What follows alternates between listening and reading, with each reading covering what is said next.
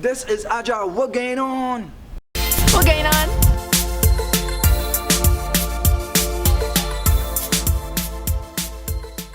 What going on? This is your girl Empress Zingha, and today's featured artist, host of the magazine is none other than musician, poet, stalwart, Adja. Adja, thanks so much. I hear Queen, I hear. Thanks so much for coming through. Yeah, and thanks, for inviting me on for what you think is a very progressive magazine. Thank you. Very crucial for the arts and reaching to the present demographic, the present generation, right? Informing them about the arts. So I hope that we all continue to grow from strength to strength. Thanks so much. Tell me about your life now as an artist. How did it all begin? Especially now for people in my demographic and maybe even younger. Yeah. We want to know who Adja is.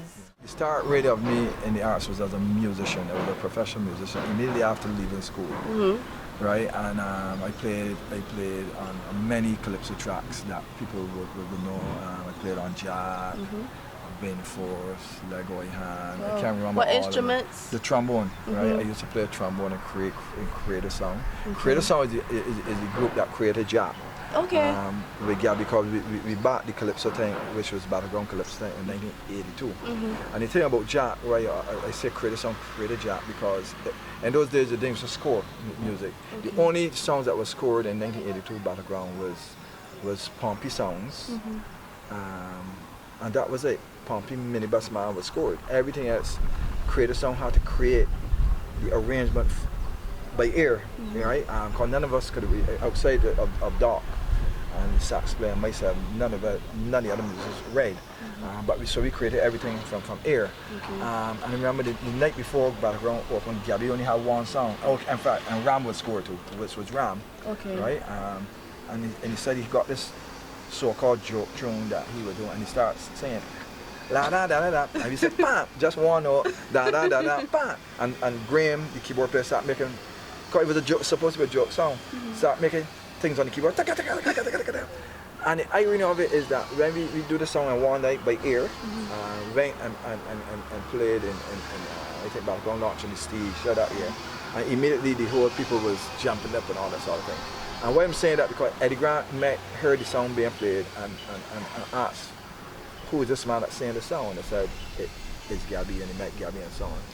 And he tried to recreate the song Jack in the studio, the normal way. He could not get it done, could not get back the feel. There was a life that was missing. It was live, so he asked for Creative Sound to come in the studio and perform the song live about Bailey's and Blue Wave studio, and that's how, up to now when I heard Jack and the keyboard man trying to play this, I said, Graham must be laughing, because Graham was just making sport, but come an integral part of the song. Yeah, and I played with Spice live a couple of occasions, so I played on Conga Line. So I was playing on most tracks coming out of a lot of calypso tracks I was playing on. How was it working with Gabby? Gabby was an experience because I was new. All of us was young in 1982 and playing with Gabby and Romeo. Viper was in there. But what I would say that I witnessed a lot of interesting things, right? In 1983, the year after, which was a turning point musically for Barbados, because we had so many great songs, and Gabby then established himself really on the original scene with Boots, I Hit It, Mr. T. All these songs came out in 1983, and we were right there playing. And I witnessed two significant things I would like to mention for this magazine. Viper had brought a song called Stay Yourself, and Stay Yourself he used tuck band.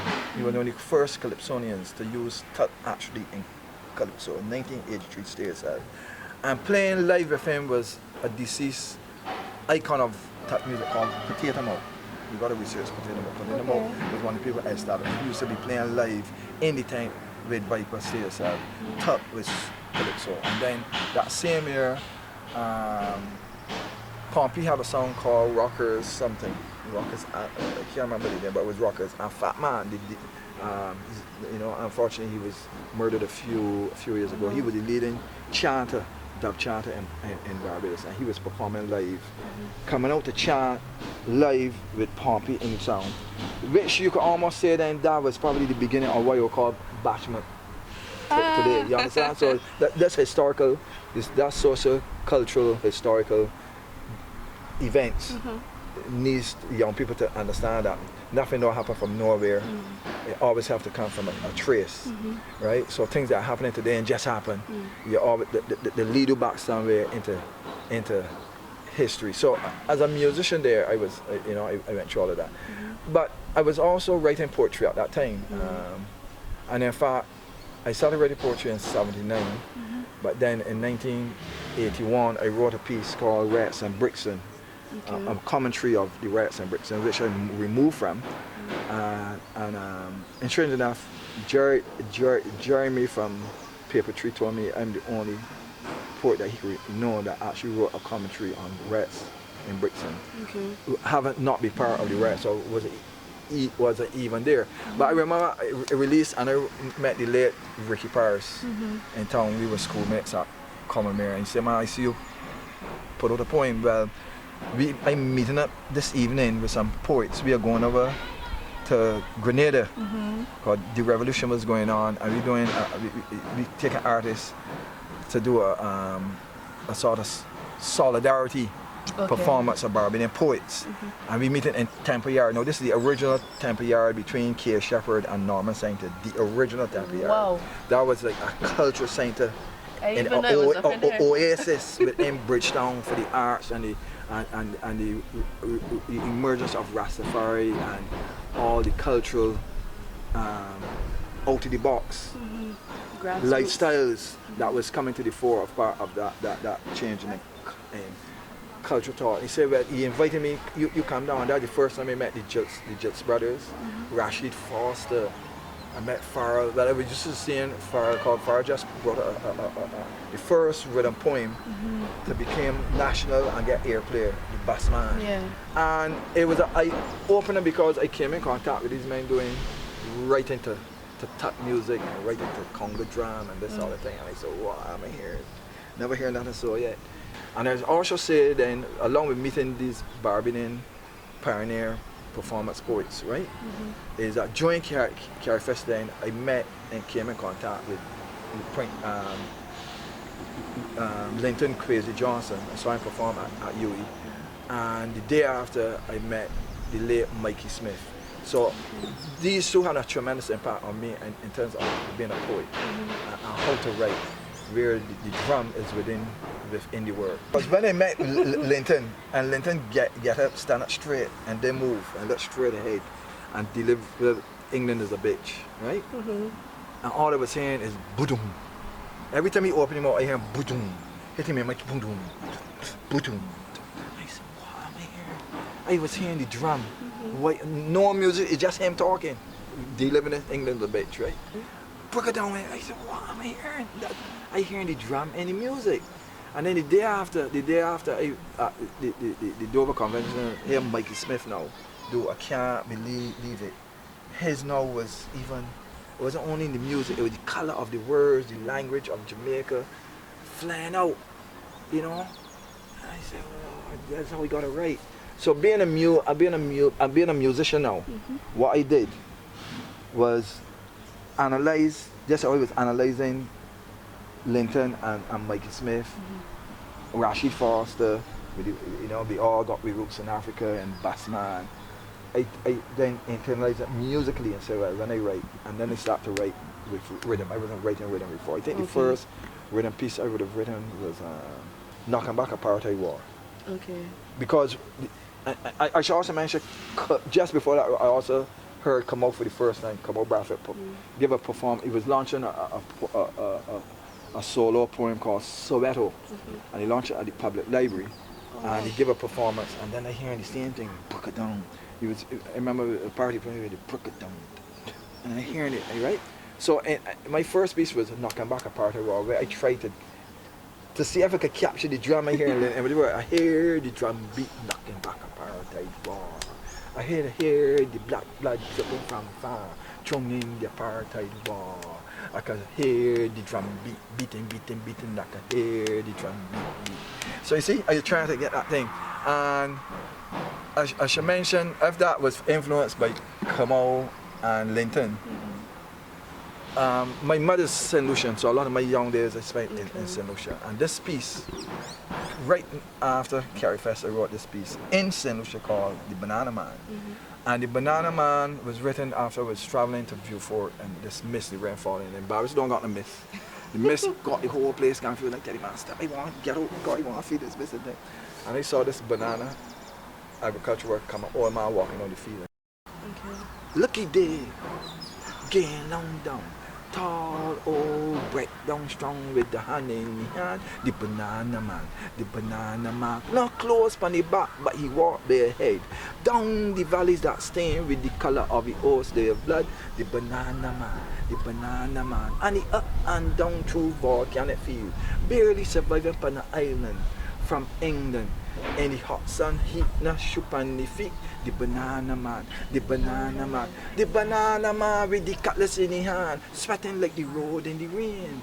It's the season for hurricane, the roof still leak, you see. So I play about with words and trying to create movement in the words, like right here, Mikey Smith. These young artists that I'm going to be called the Creative Writers Guild, the Barbados Creative Writers Guild. And I want to mention for historical documentation, right? Since this magazine is so crucial.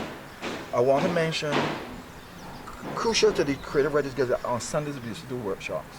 Workshops were conducted by the late Timothy Campbell, another icon of the creative art. He used to come to us and he was trying to make us come to grips with the Bajan language and how to, more so how to write it, how to present it. And the late Bruce St. John, who is probably arguably the greatest nation language poet that Barbados produced. When it's a name, Bajan dialect, which is the language, right? And he on Sunday used to come, and he was the first body to tell me that Barbados had a language. That's one. And he also said we walk and talk, we walk and get on like how we speak. That we walk like how we talk, right? And that we got to listen to the language that we speak. We gain down the road. There's a rhythm. Right? You know. Lucky day, da-na-na. And when Bajan start to curse, it's musical, it's rhythms that you can hear that I don't want to say on camera, right? But everything that we do, man, you making sport, you know, lick you down, da-da-da-da-da. It's a language, it's a rhythm. So he told us to listen to that, right? We were performing about this, but I got invited to perform in Cuba in 1989. And Tula went with me. Tula is also a performer, but he drums as well. So he used to drum. Maybe we went to Santiago. You know, I performing all about the place.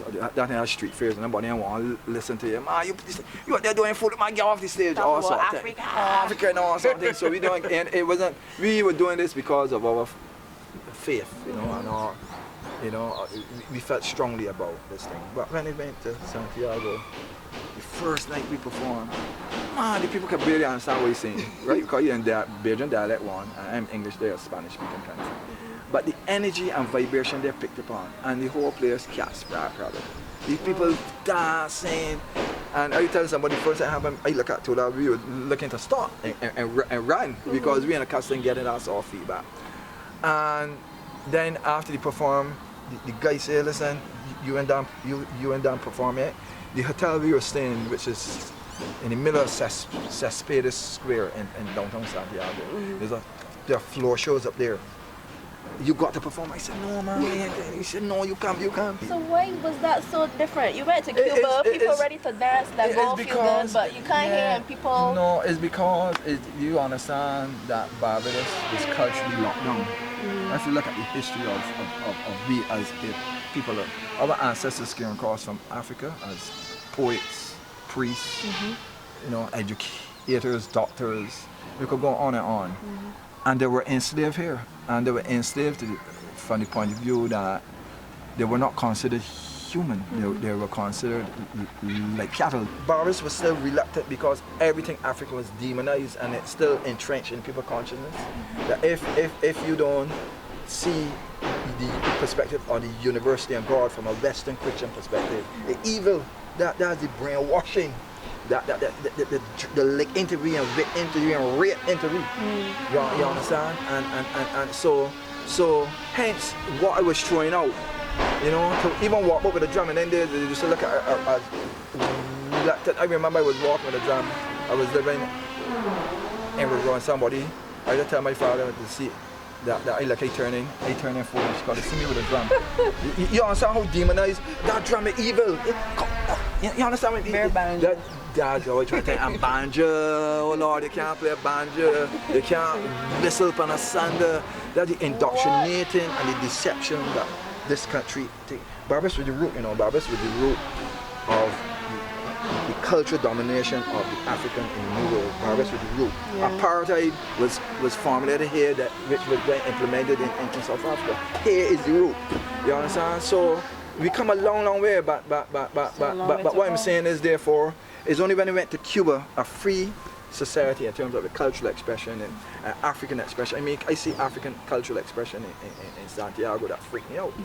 I mean, just on the street, natural, right? And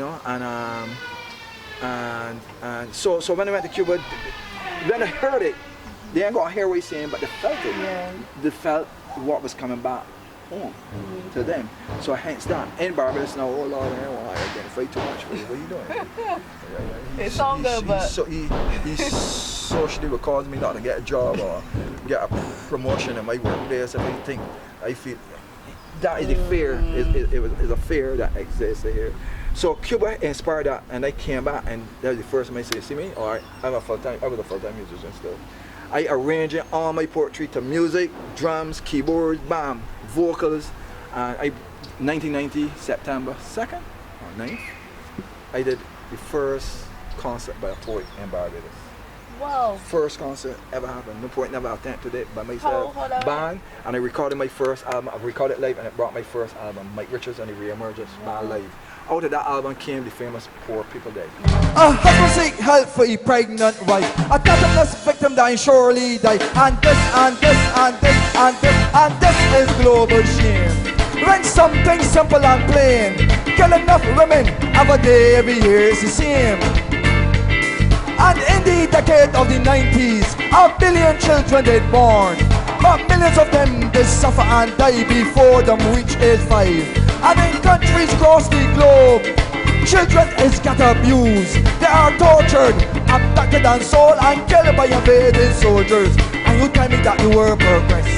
You tell me to look ahead, but all I see is dread. I say all I see, all I see, all I see.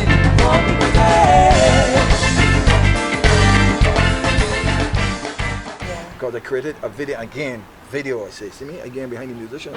Poor People Died, and create a music video. Now, Poor never created a music video. I create Poor People Died. Poor People Died became a hit. In fact, my music still don't really get played on radio, but Poor People Died was playing there every night. You must have been even born yet, right? No. Every night before the news used to play Poor People Died, to a point where a generation between